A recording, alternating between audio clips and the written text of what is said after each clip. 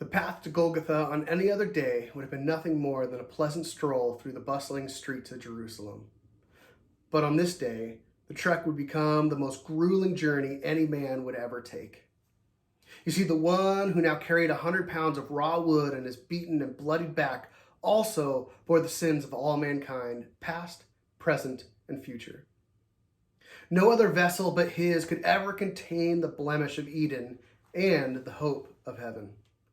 He understood this day from before eternity. He had chosen enfleshment and embraced Gethsemane. His face was set like flint as he moved step by step down the very road he had paved before time.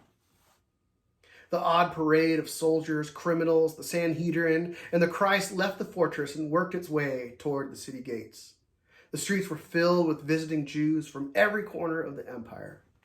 You see, during the Passover celebration, Jerusalem would swell to maximum capacity, for it was a Jew's responsibility to reach the holy city to celebrate Passover at least once in his lifetime. Throughout the streets, men walked briskly toward the temple, bearing unblemished lambs upon their shoulders. Those very lambs were soon to be sacrificed as a covering for the family's sins. By this point, Jesus was exhausted from the loss of sleep, blood, and water. His feet became unsteady as he walked along the stone-paved streets, and finally, trembling under the weight of the crossbeam, the Son of God succumbed to the weakness of his flesh and went down. Hands likely tied to the beam and unable to catch himself, he fell hard upon his face.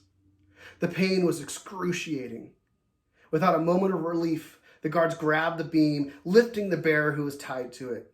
His shoulders felt as if they would separate from his body, and yet in that moment, he kept walking toward Golgotha to finish the work the Father had set before him. Our exhaustion, our pain, our trials and trips aren't to be compared to Christ's. But it is in the painful story that we see Christ's ability to empathize. He knows pain. He knows what it means to fall.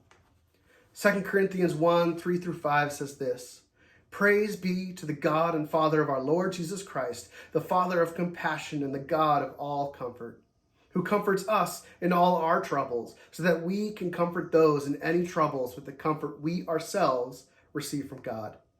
For just as we share abundantly in the sufferings of Christ, so also our comfort abounds through Christ."